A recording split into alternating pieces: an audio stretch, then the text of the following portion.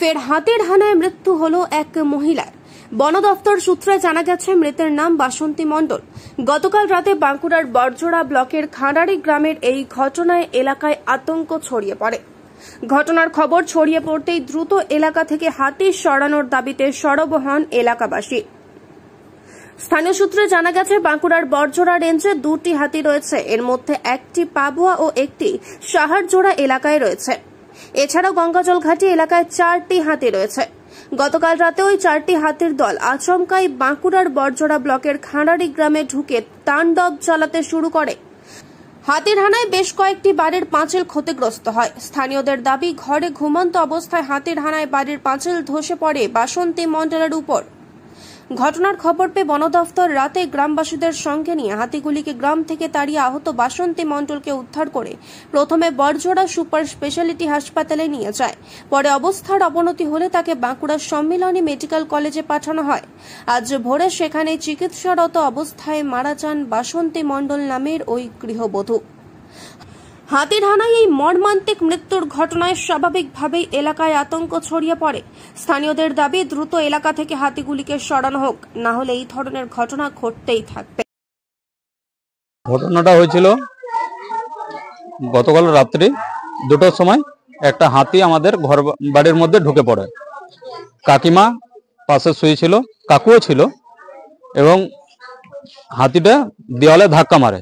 দেওয়ালে ধাক্কা মারার পর পুরো দেওয়ালটা কাকিমার গায়ের উপর পড়ে যায়।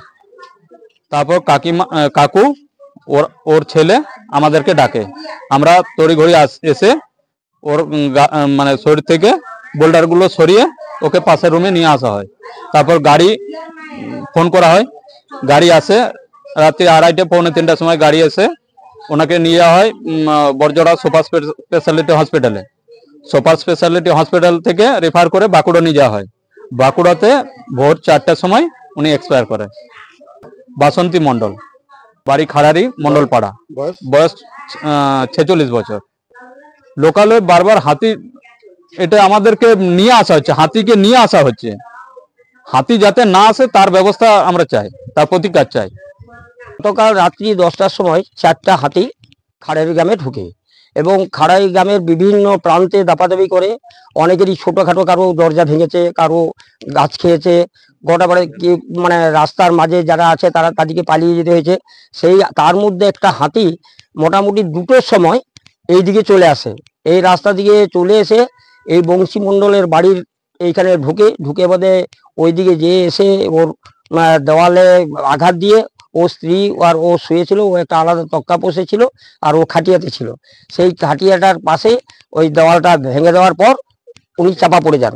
বন দপ্তর জানি, বন দপ্তর এখানে হাজির, বন দপ্তর হাজির। এবং ওদের ব্যাপারটা আমি বলি, ওরা এটা কিন্তু আমি পিএসএ জানিয়েছিলাম, হ্যাঁ, ডেভেলপমেন্টের মিটিংয়ে, কিন্তু কোনো কাজ হচ্ছে বলে আমার মনে হয় না। কারণ ওরা ওই মোবাইল গাড়ি একটা নিয়ে আসে, 8-10 জন লোক থাকে, তাদের রেগুলার বেতন আছে। তারা সন্ধ্যার সময় হাতিগুলো যখন বেরোয় তখন গ্রামের দিকে তারা ঢুকিয়ে দেয়। ঢুকিয়ে দেওয়ার পর তারা মদ মাংস নিয়ে ওই পুলের ভিতরে বসে তারা আপনার খাওয়া দাওয়া করে। খাওয়া দাওয়ার পর আবার গাড়িটা নিয়ে ওরা চলে যায় অপোজিটে, মানে 7 জোড়া প্রান্তরে যে রাস্তা আছে। সকালবেলায় সেই হাতিকে আবার এই জঙ্গলেই ঢুকিয়ে দেওয়া হয়। কিন্তু এই জঙ্গলে যে ফেক্সিং কাজ ছিল, কেন হাতিটা বেরোচ্ছে তার কোনো ব্যবস্থা নেই।